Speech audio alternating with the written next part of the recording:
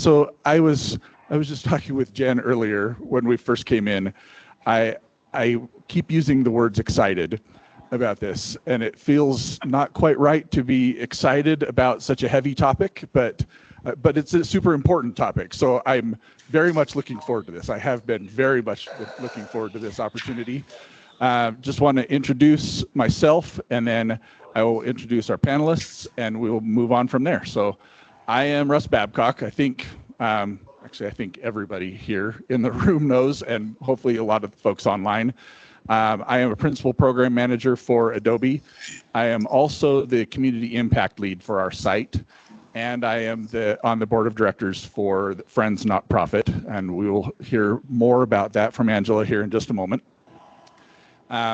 We are here today for the Rise to Thrive panel discussion. So this is an amazing opportunity for us to be able to learn about the impacts of abuse on business outcomes and how corporate and community partnerships can make a huge impact and what we can do to help with that. We have an amazing panel of incredible women. I'm going to use this word. I am super excited about all of you being here. So I am going to start us off with introducing Angela, and then she's going to go through her introduction on Friends and her content, and then we'll move down the line. Does that work? Yes. Okay. All right. So just to start us off, we have Angela Martindale here. Thank you so much for coming. Angela is the executive director of the Friends nonprofit for the the Friends of Salt Lake County CJC. She's the accomplished board director, CEO, and founder of food manufacturing, subscription, health, hospitality, and wellness companies with over 25 years of experience as a serial entrepreneur, building multi-million-dollar businesses, teams, and growing brands. She is a renowned marketing and branding consultant, widely considered the architect of the pathway to the customer. Angela currently serves on the advisory board of the CJC, a governmental organization that includes law enforcement, FBI, forensic interviewers, and victim advocates. She has served on several other boards, including the Ronald McDonald House of Utah, the board of Ballet West, a $12 million ballet company based here in Utah, and held committee roles including co-chair, executive committee, and the nominating and governance committee. From 2008 to 2012, she served on the board of United Way of Salt Lake's Women's Philanthropic Network. It's a big one. It is a big one, man. I stumble all over that. And then on the Equality Utah board from 2003 to 2004, an $8 million nonprofit, originally part of the Human Rights Campaign. So welcome, Angela. Thank you. And I'm going to turn the time over to you. Awesome. You kind of have to eat these mics. Oh, it's unfortunate. Okay, yeah. I will eat it. We'll put it right here. Like a rock star. I'll put my lips on it. Russ, thank you so much. And Adobe, thank you so much for having us. I am very excited to be here. I think that having corporate awareness and community partners like this for awareness around what is happening in our state is so important. I think the first question that I would love to ask is, how many of you have had a vacation that has been uncomfortable or gone awry? Yes, a few of us, right? So, we've named this being comfortable with the uncomfortable.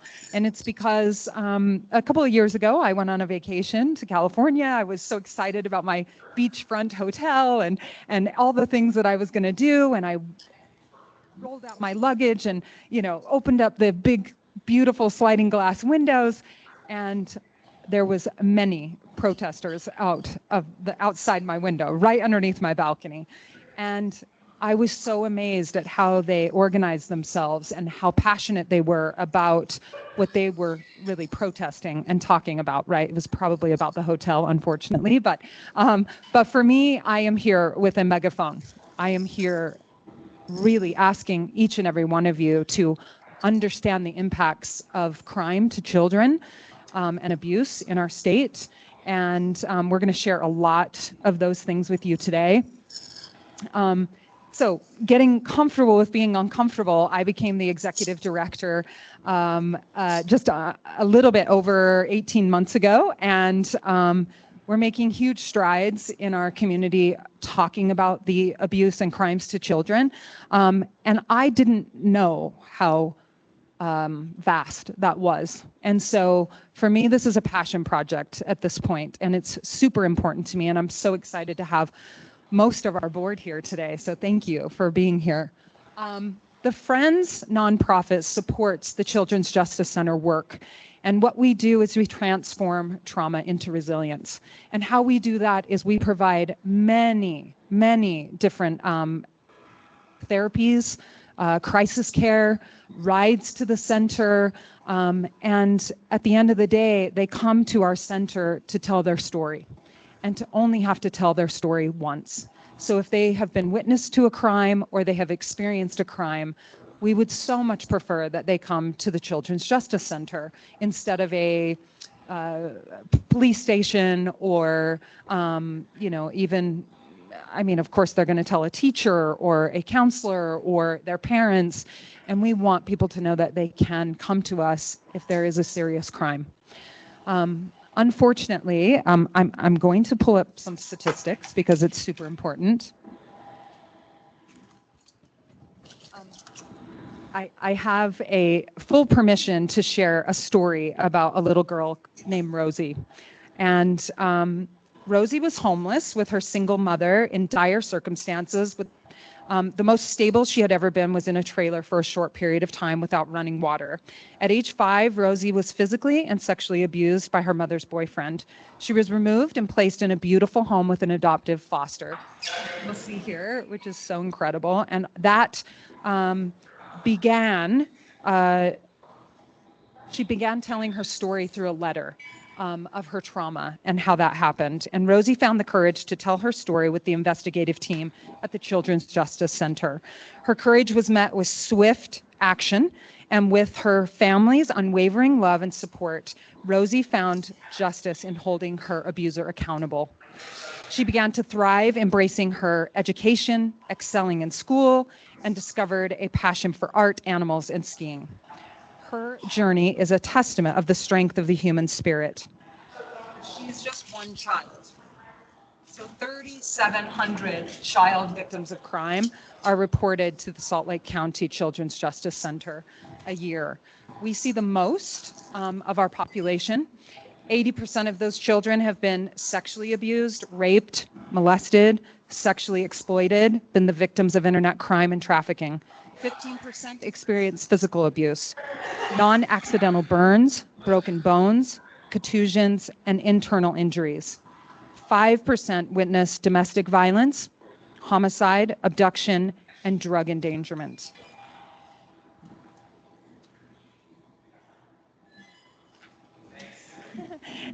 And what I'm super excited about is our Thrive Lab. So when I was brought on as the executive director, I was asked to provide a little bit more therapeutic and some resources. And so we have been able to form a cavalry and an army of people in our community that want to offer counseling, equine therapy, art therapy, music, dance therapy, and we're super excited about that. And we had a team at the UVU marketing department create a coloring book for us. And on Benevity, you can buy a coloring book for $15, and it's a donation, of course. And and if you do that today, we also have some coloring books that we would love to give to you, but also we would love that donation so we can give them to each child at the center.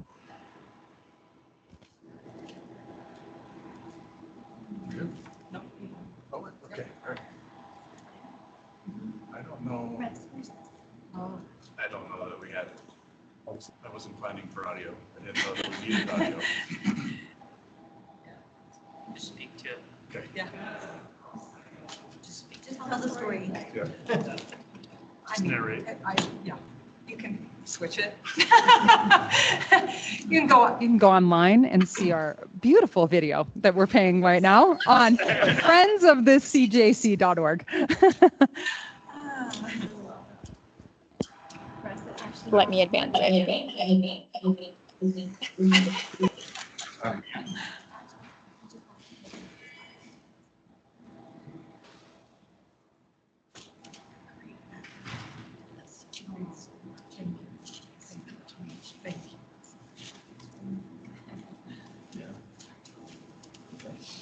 Sorry.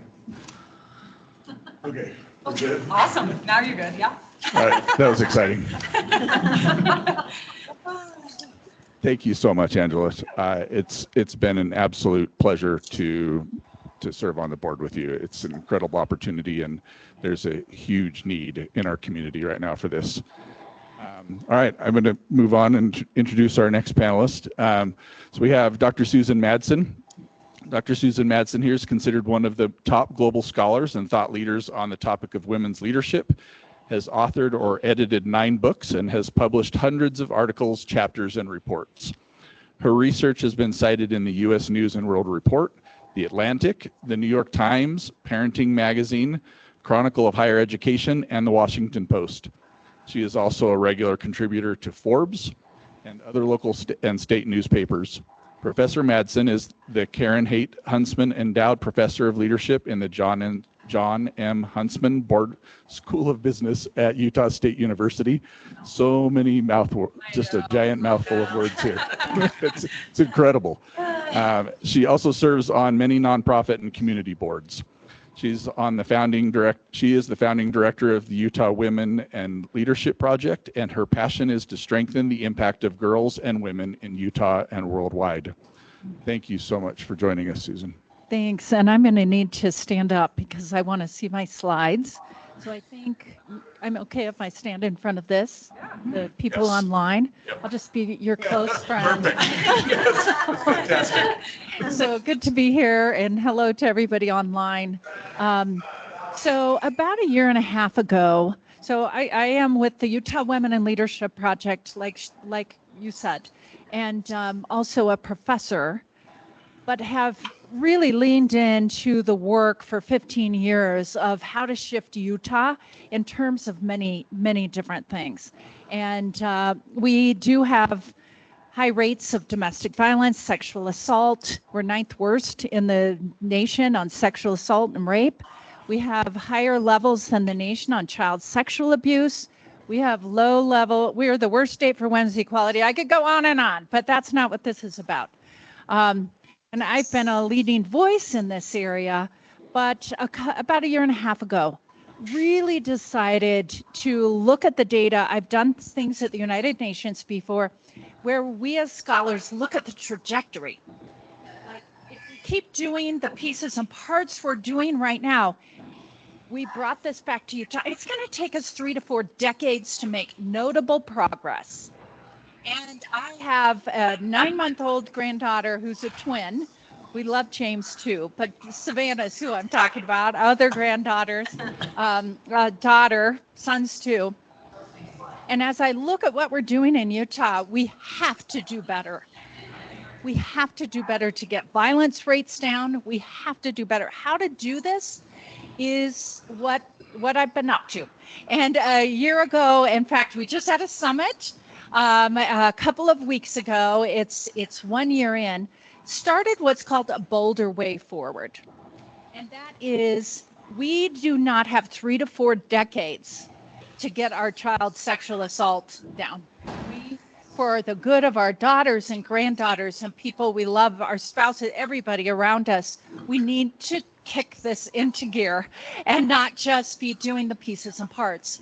And so through my research, I've always been studying societal change in addition to women in leadership, and really had some inspiration around a book called How Change Happens, where they compared what movements really worked, what do not, like Mothers Against Drunk Driving, is very successful, and what was the difference? And it really is around systems thinking. Instead of the pieces and parts, let's bring things together in a way. Even people do their elements, all the partners, right? But we're not shifting in more powerful ways together. So this is really the model. I'm not going to take long because I want to give a few pieces of statistics specifically around child sexual abuse today. But just so you know, we estimate about 3,000 as of end of year one, that are engaged already, and about 300 organizations. And our goal is by the end of year two, 10,000. And about 1,000 organizations. We have county coalitions set up. All 29 counties been busy, so that we can create a movement that will grow and actually decrease. I've been saying for years around the topic of child sexual abuse, why are we not moving heaven and earth to protect our children? And if 1 in 7 kids in this state are sexually abused, and that's what the stats tell us, then it's not in someone else's community. It's not in someone else's extended family. It's not in someone else's congregation. Is this making sense? And so this bolder way forward around that issue and others is a way for systems thinking, bring together things that are already happening into, Jen is a very strong partner of ours under domestic violence, because her work, you'll hear about in just a second, is in this space. Her team are the experts of this. We're not going to start anything from scratch, but we're bringing people together and organizations to create a movement of this will up the hill. That's what we're using as our metaphor. Lots of stuff has been happening, but together we need to do stuff. When people think about Utah, they think about our mountains, they think about good things, and then they think about every place I've been. I've done research or work in the Middle East, wherever. They're like, oh, I'm so sorry you have to be a woman in Utah. That's actually what we're known for. In addition to the good things that women don't have opportunities that are in other states. So I just want you to glance at this and see the various things we're taking on, because everything interacts with each other. Finance, a woman's finance connects to domestic violence choices to stay or leave. All of them relate to each other, including child sexual abuse. So we know from the research that there's so many, and you'll talk about this later, adverse childhood experiences that impact the rest of your life if you experience those. So I wanted to give you the overview of what a bolder way forward is. And then let me just give you 4 quick slides and I'll conclude. We want today to really focus in on that child sexual abuse. And I'll tell you that safety and security, that is where we're really a mess here in the state of Utah. Nothing to brag about in this category, right? And so, but today, really those first 2, but I want to give you, I knew Jen would be here, so I just want to give you a few stats on that child sexual abuse. So 1 in 7 is the bigger stat, but we did some research. You can transfer it. Oh, you can go again. Hopefully. There you go. Just 4 quick questions. So for each of our, what we call spokes, we asked 4 questions because on this fall survey, we had about 3,500 people in the state of Utah choose samples, blood drop sample, a convenience sample, to see, because it's really hard to measure progress, to see where perceptions were. So here's the first question. In your immediate community, neighborhood, family, faith, child sexual abuse is a problem. So in terms of the gold, that's our more representative, that's our convenience sample. So a lot more educated people that would know, but the black, look at that. So 1 through 7. So people are like saying about neutral, and in your immediate community, child sexual abuse is a problem. Actually, that both of these are just telling us that people don't necessarily think. There's so many that actually disagree that this was. They're like, it's not a problem here. It's not a problem here. And so we need to make sure more people understand. The next one. So child sexual abuse is preventable. That one we saw, there's still people that disagreed and a lot of neutrals, but we're seeing more. that actually say it is preventable and we can do something about it. So I love that. And of course, in this issue, women tend to agree more than men in our samples, and you can see some things there. If you'll go to the next one. I know my time is up, so I'm going to move right along. We asked, child sexual abuse is more prevalent in Utah to the nation. Yeah. Oh, okay. You need to get more comfortable. Okay. So the next one is child sexual abuse is more prevalent in Utah than the nation. And so people are unsure about that. They're like, no, maybe not, maybe. And so what we do know is there's some evidence that it is more prevalent here than in the rest of the nation. And then finally, and so what we want to do with these questions in the fall when we do the survey again is in 7 years, we're going to kick this and try and make changes in 7 years that would take 30 to 40 years. What we want to, as a society, do is try to get these numbers to move and these agreements. This last one is the majority, more than 50% of child sexual abuse is perpetrated by another minor or peer. And so you can see people are like, it's a little more than neutral, but a lot of neutral, quite a few disagree in both samples and so forth. But what is the truth? The truth is, yes, there's a lot of issues with teenagers sexually abusing our kids. There's still other issues. But when people don't understand these things, we make decisions differently. Is this making sense? So what we know is there's still so many Utahns that don't get that it's a problem, that don't understand some of the details. And unless we shine a light on it in bigger ways, and it's starting to move, it's going to stay this way. And I will just say this. It is unacceptable to let this go the way that it has been. It is unacceptable of any of us to allow this and not lean in and do whatever we can to change things. So I'm so grateful to be here. I'm grateful for the work Friends does and the CJCs and everything. Thank you so much. Yes, thank you. Thank you so much, Susan. It's so powerful to me. Thankfully, I believe that we're all here because we believe that it is unacceptable. So, and I think it's increasing. I think that the sentiment is absolutely increasing. All right, so let me introduce both of you at the same time and then go through. Okay, all right, perfect.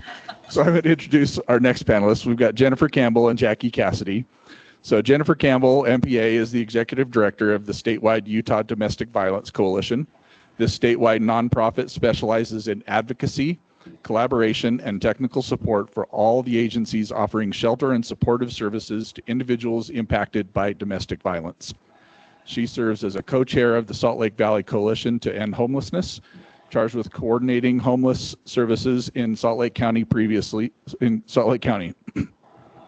She previously served at the South Valley Services, a domestic violence crisis shelter, for 11 years, 6 as the executive director.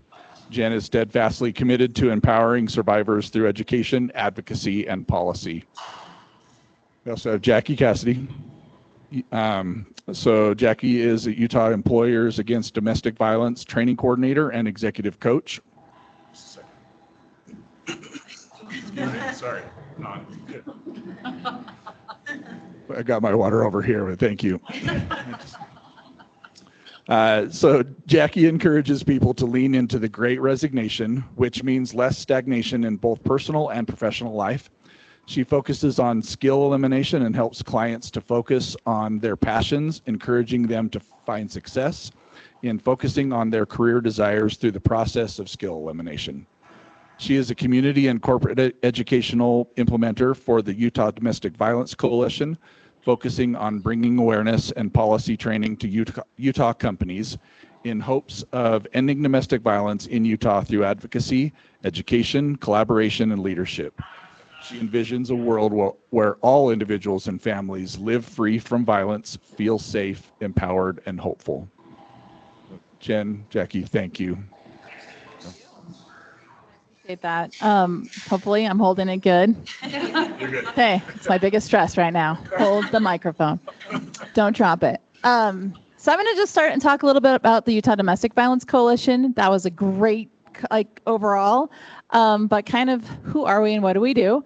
So we're a nonprofit organization. Each state has a federally designated nonprofit that's working to end domestic violence, and that's kind of the role we fall into. That's a huge sentence. So I always say to people when they're like, what do you do? And I'm like, don't worry, I'm just working to end domestic violence. But we're actually pretty intentional in how we go about this work. So we're made up of member organizations, other nonprofits that are doing facets of this work. So for example, organizations who might provide shelter and supportive services for individuals who are fleeing their home, who do not have a safe place to reside. We also work with organizations actually who shelter pets of individuals who are needing help and support. Maybe they're needing to come into shelter services. We work with organizations who work with those who use violence. So maybe they're providing therapy services, structures around how do we end and disrupt those patterns that are happening in homes.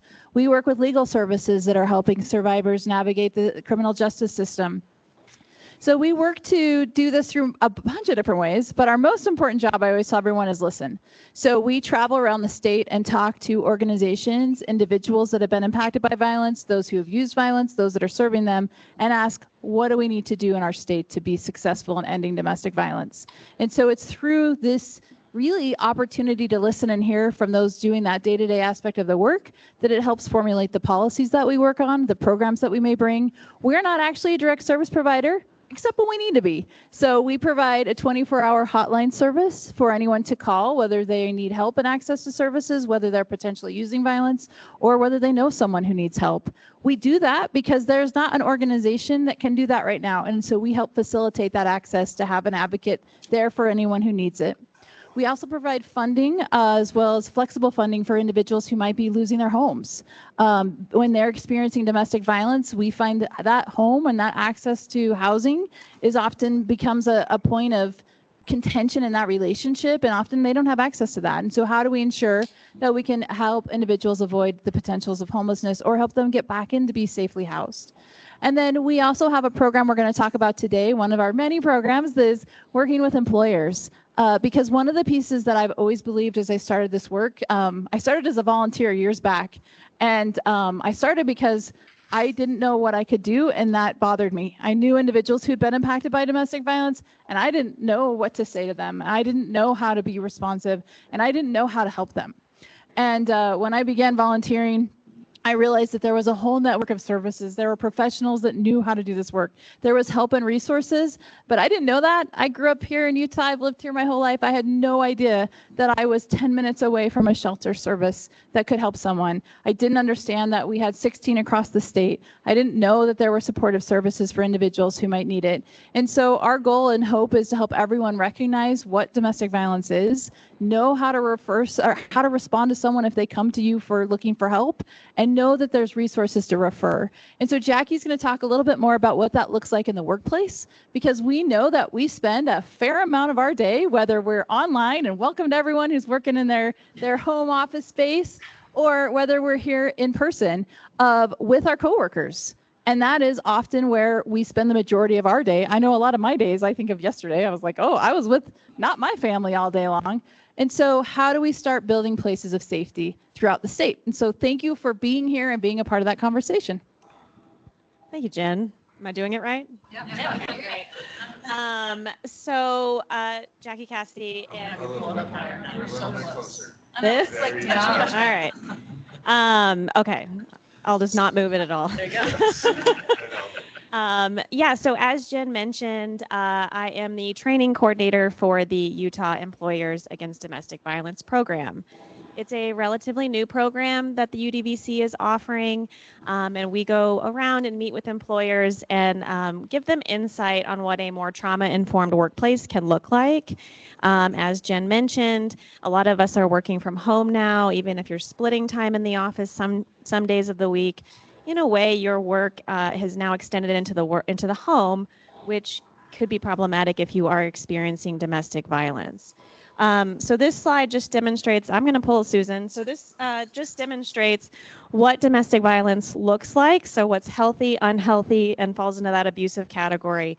A lot of times there's like stereotypes associated with domestic violence that we like to come in and kind of break up, have the conversation around, so that in your workplace you can also be informed of what you might be seeing with your coworkers.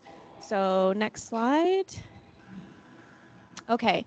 So the goal of the program is we come in and we raise awareness within employers' setting in the workplace. So Jen kind of touched on this, but we teach to recognize, respond, and refer, right? So looking around, seeing what your coworkers their behaviors are different, or they're a little less engaged, or maybe your manager isn't showing up to meetings now. What does that look like, right? And how might you address it? And then ultimately, how do we refer them out to the resources that are available in this state? As Jen mentioned, there's 16 service providers across the state of Utah. So north, south, east, west, we have someone there that could help. We come in and we work with employers to go through the policies they may have in place. We'll shape policies with you.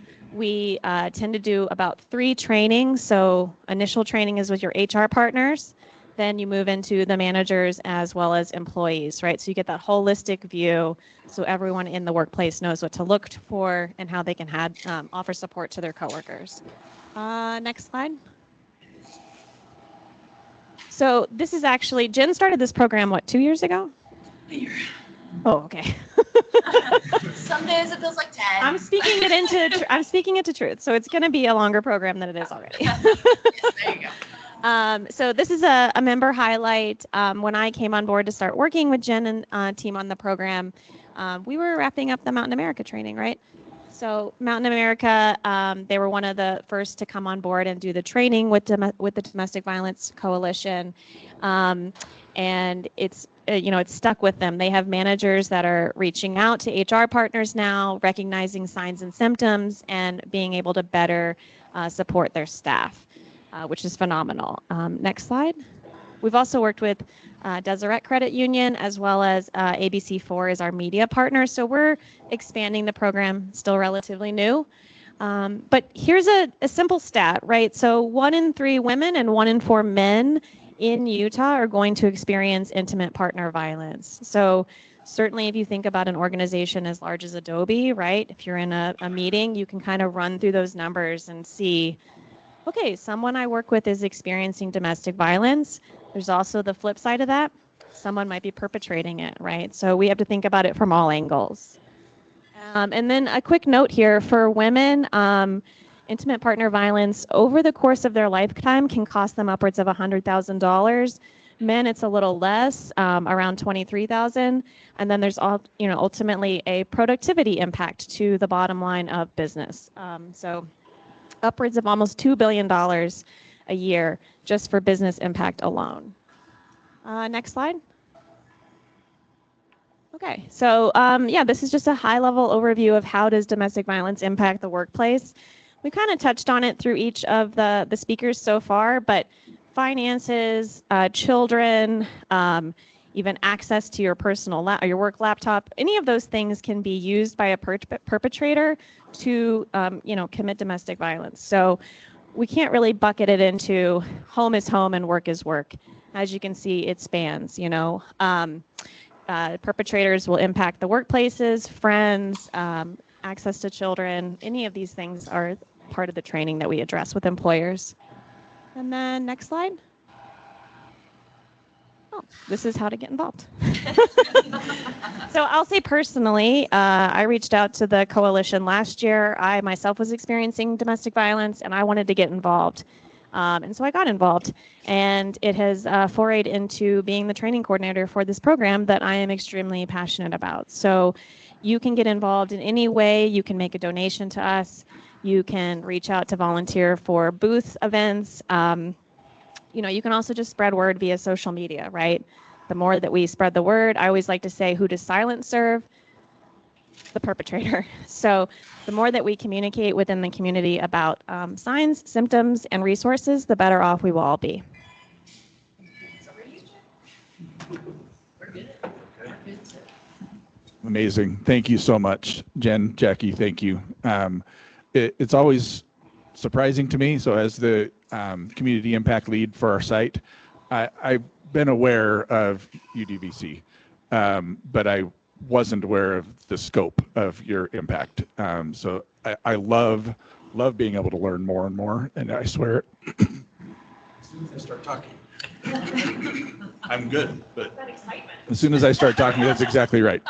But it's amazing to me, like every time I meet somebody new with these different organizations, just how incredible our nonprofit community is, and I'm just super. It's amazing to me what you all are doing for us. Okay, I need to do a quick time check. Where are we at? 12:30. Okay, we're good. We're doing really good on time. 12:40. Oh, I thought I heard 30. Okay, we're still good. I think we're perfectly fine. I don't understand why there are no clocks in this entire room. That seems like a big miss. Okay, we are going to move to some Q&A. So I have some questions queued up. There are a handful in here. I don't know if you're not online. All right. Carrie, I might see if I can get you to open up the chat window so that you can. It's not. Yeah, that's the only laptop that I've got sitting in here. So I don't know if we can pull questions from online, but we'll see what I can do. Okay, so we're going to start, and I'm going to start with Angela. Ask a couple questions for you there. Get my sheets organized here.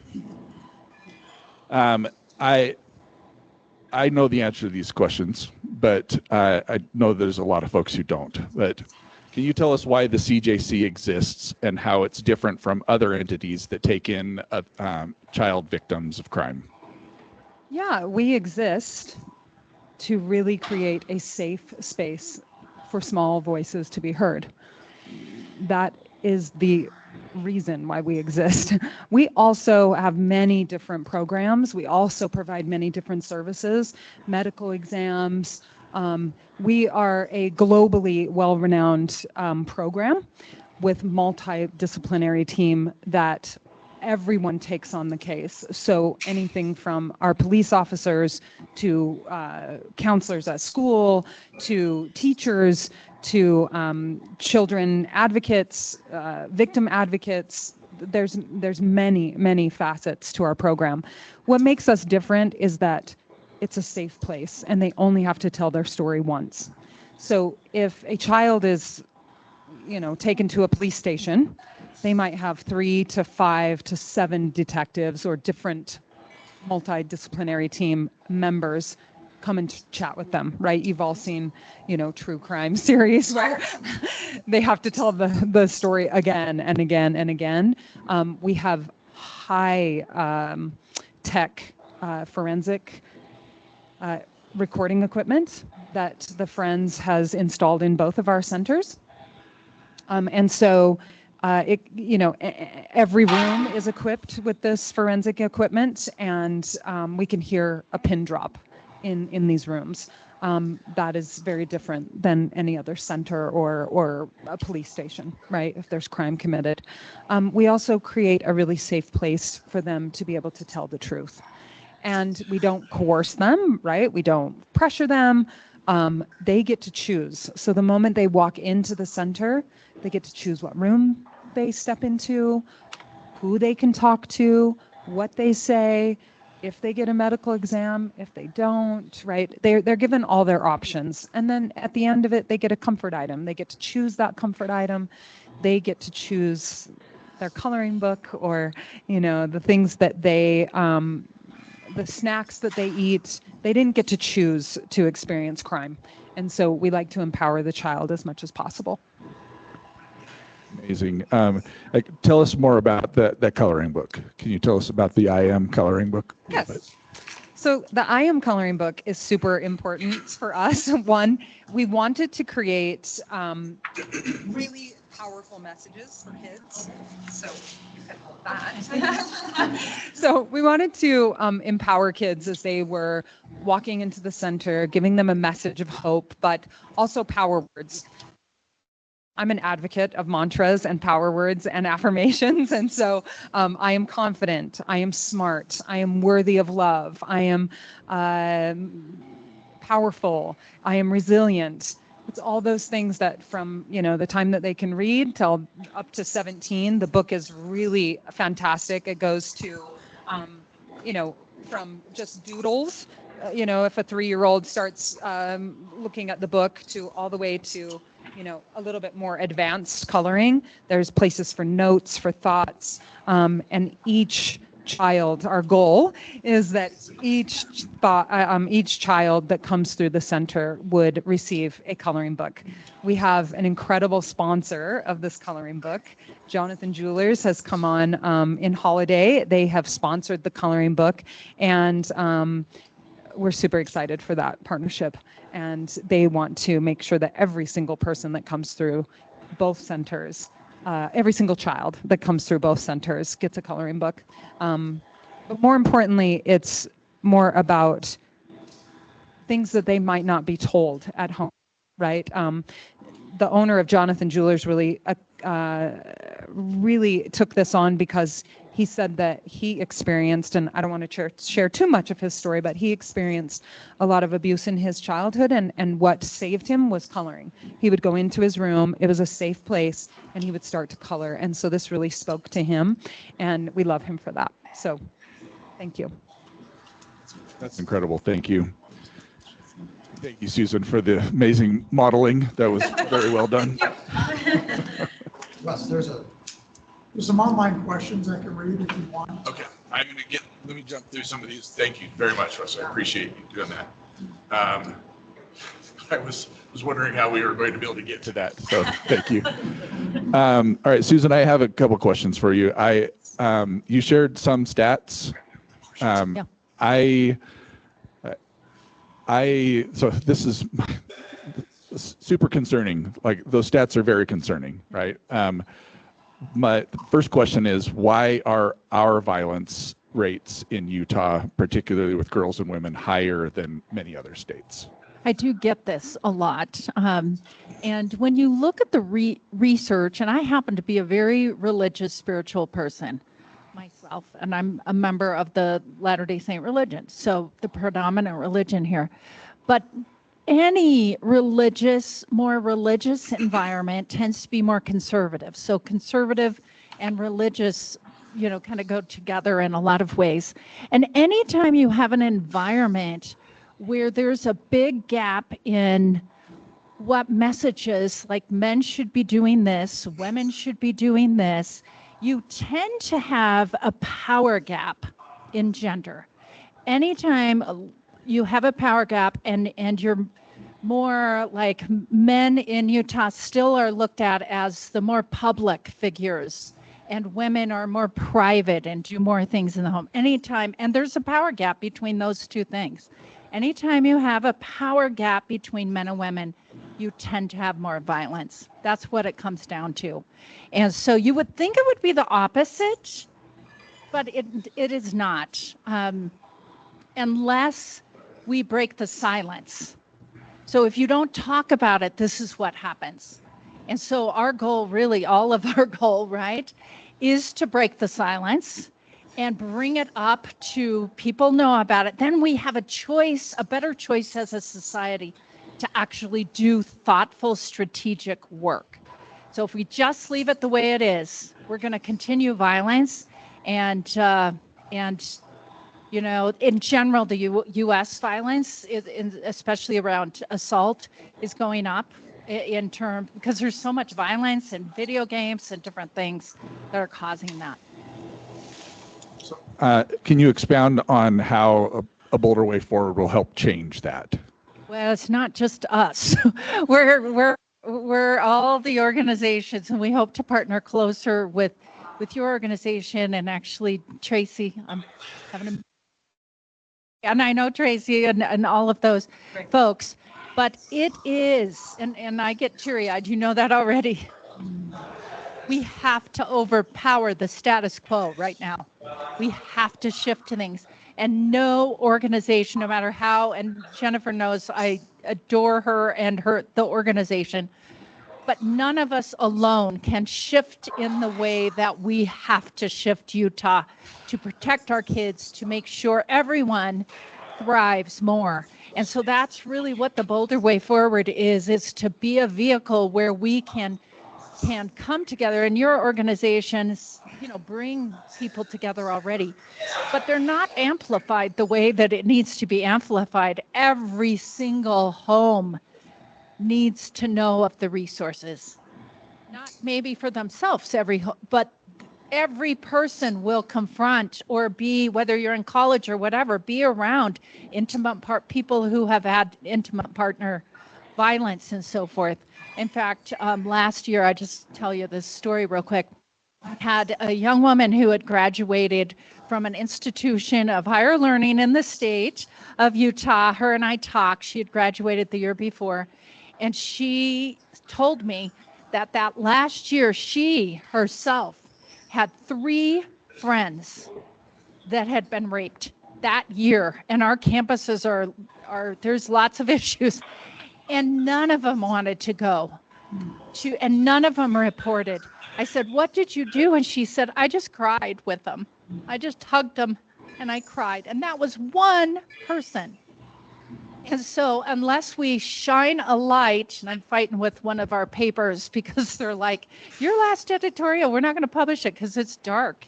And we don't want to talk about dark." I'm like, unless you shine a light on the darkness, it's going to stay dark. And so anyway, that's why.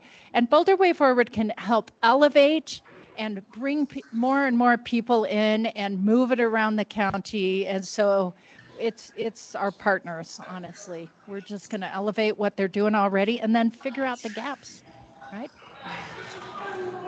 Thank you. All right, Jen, Jackie, got a couple for you here.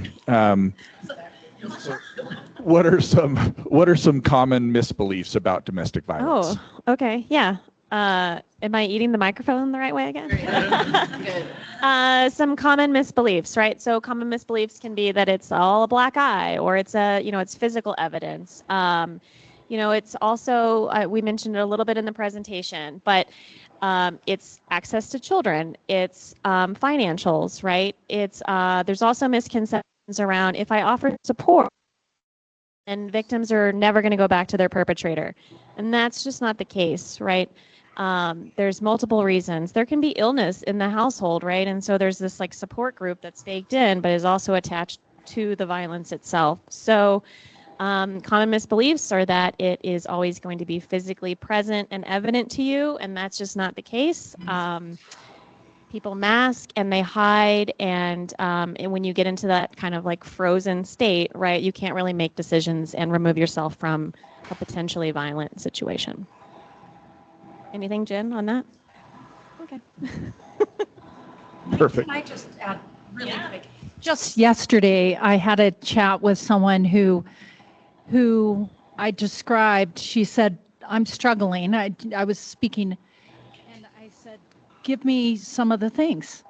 And she said that her spouse controls every bit of money. That's financial, right? That's financial. Absolutely. Violence. Yeah. You don't have it to throw up there, but there's that, the power and control wheel, right? And money sits in there. We talked about, you did share about some of the corporate partnerships that you have.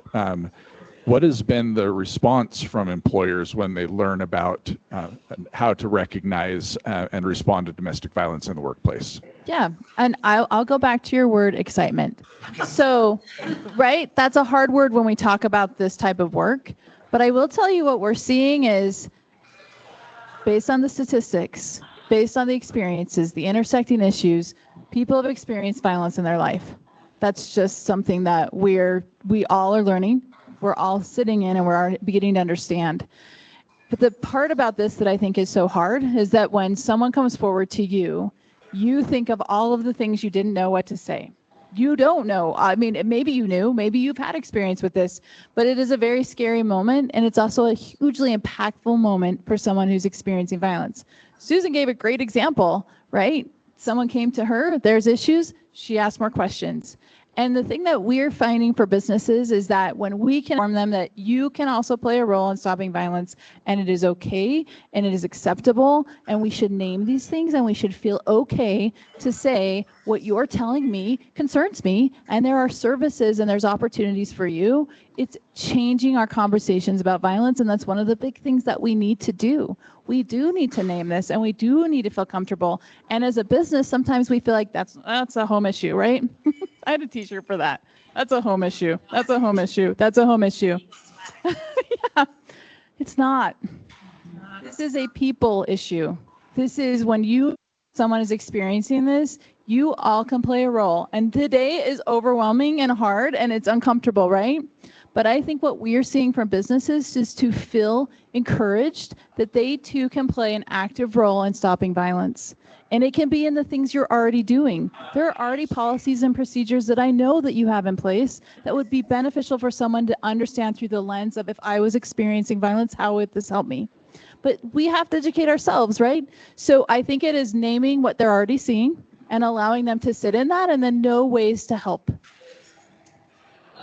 Getting comfortable, being uncomfortable. Right. Yeah, absolutely. 100. Can we jump to those questions? Do you have those online questions? Okay. We'll take a couple of those, and then I have one last question that we'll close out with. Okay, great. This is from Delane Swenson, and she asks, what do you do if you suspect that someone is experiencing domestic violence, but they deny and resist offers of help and support? Who wants to field that, Jen? Well, first I would say thank you to the person asking that question, because again, we want to normalize talking about this, right? And we're not going to know how to deal with all these pieces. I know when I was asked questions, or when I saw someone who needed help, again, I pull up all of my past experience, and if it's not much, right, I'm like, how do I respond? So I think the thing we have to really understand is that everyone navigating aspects of violence is going to be in a different place of where they're at and ready to name it and understand it and move forward in it. And trust is a big piece of this, because unfortunately, I always tell everyone, if our systems and our response and our criminal justice piece, and I work really closely with our criminal justice aspect of this work, and there are great people doing it, but that system is not perfect. And there are issues. Otherwise, we wouldn't really exist, to be quite honest. And so the reason we're here is that engaging on that level for individuals and for everyone is something that's so important. And we want to make sure we don't ever step into a power dynamic with someone else. So if we're asking someone, or if we're offering help and support, they're not ready for that, our opportunity and job is to remember our role in that relationship and the boundaries. And if we are in a supervisory role, if we're in a professional role, it is still okay to follow the boundaries of what you need to do in your job. But also it's okay to understand that that person is maybe not ready to tell you the things that you're wanting to have. And that's okay too. But what you can do is your response back to that is, I'm here if you need me. I'm here if anything. And you allow them, because remember, if you are a victim of some form of abuse, if something is happening, your ability to control the situation has been taken away. And so we always want to make sure that we don't ever step into that role of perpetuating their inability to have control over their actions or decisions. Yeah, great answer. Amazing. Okay, this is from Benjamin Turner. And I'm assuming this is for whoever on the panel can answer this question. Do you have re-encounter therapists available for children to be reintroduced to an estranged parent? If so, how has their role changed with new legislation?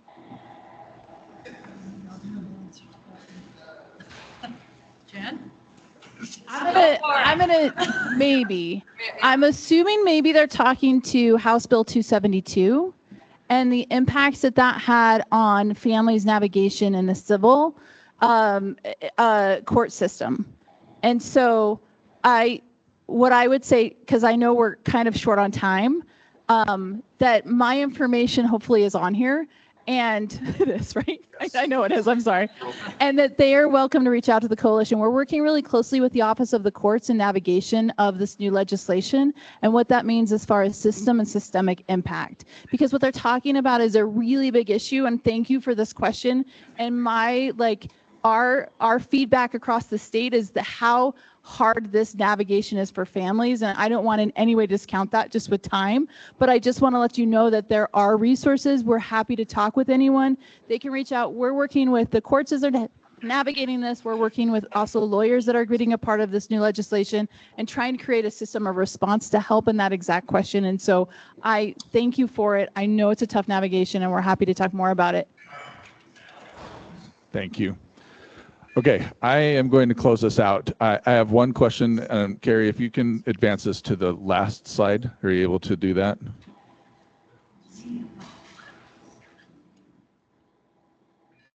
So while she's working on that, and I might jump down and help out with that.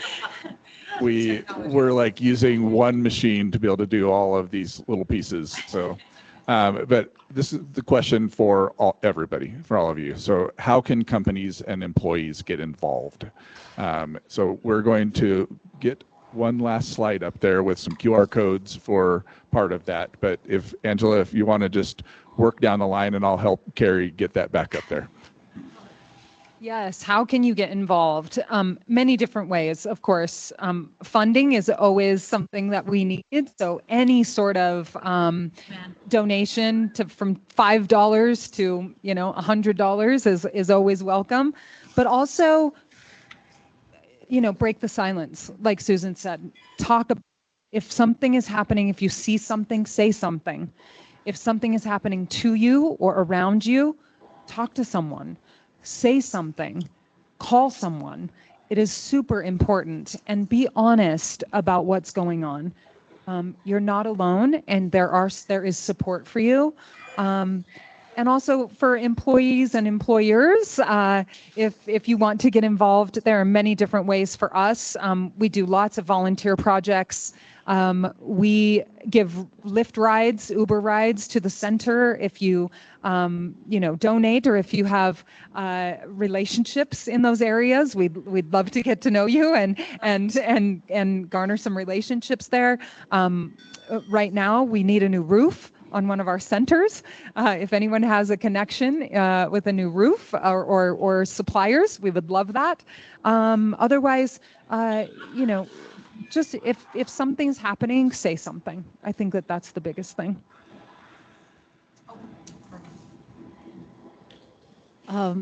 So we are just now opening the floodgates to even starting to bring in businesses. We have had proactive businesses reach out and are engaged. Science Bank's one of our first, and Northrop Grumman and some.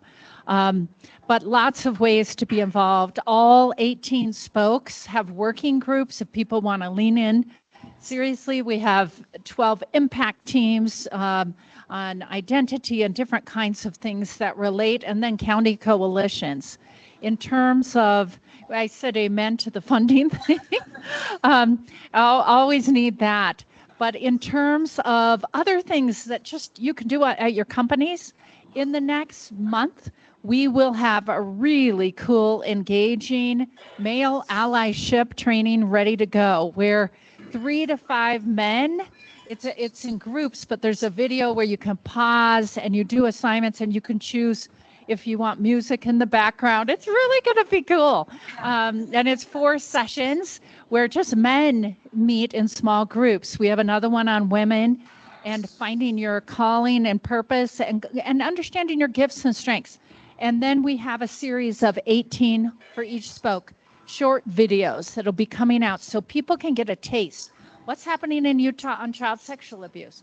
What's happening in Utah on domestic violence? We're working on that, so you can get a little nugget, and then we'll put direct links to all the resources that all these groups have. So plenty of things to do, and just that leads you, I believe, just to our boulderwayforward.org. I have some cards over here I forgot to pass around, but that's it.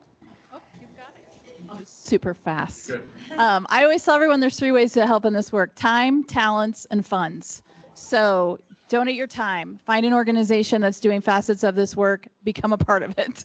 We need board members. We need volunteers. We need so many people to help in this work that you bring your particular perspective. How's that? My next, as I said, talents? I always have people that say, look, my skill set may not fit in this. And I know as a former volunteer, I was like, I don't know, I'm an elementary teacher. We absolutely need all of your talents. The work of a nonprofit and organizations that we do, we need so many people in so many different ways. So don't feel like your talent doesn't fit in this. And then funds, as we've mentioned, helping donate to this work is a huge part of that. We are nonprofit organizations working to end this, and we need support both as the state perspective, but you have local nonprofits doing this work that would love your help and support. And then I'll let Jackie end it right quick. As I mentioned, you can get involved by reaching out to learn more about the Utah Employers Against Domestic Violence program. It's a small tax donation fee that we charge for our corporate members. So obviously here, Adobe, you could get involved, and anyone else you know that might be of interest, they can scan that QR code. It'll take them to our website and to the page for the program itself. And also there are brochures on the back table. Thank you all. Thank you. Thank you very much, Angela, Susan, Jen, Jackie. So grateful you were able to come and spend a little bit of time with us. We definitely had more. I was expecting more in here, but as soon as I knew this was going to happen, as soon as I opened it up outside, then everybody joined from their desks. So we had a whole bunch of people who were joining online, but thank you for everybody who joined online. QR codes up there. We have, like I said, there's many opportunities to get involved. One of For family members.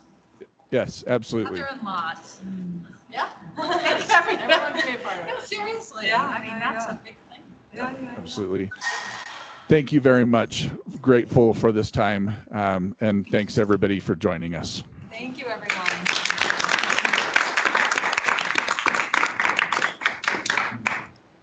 Close this out super quick.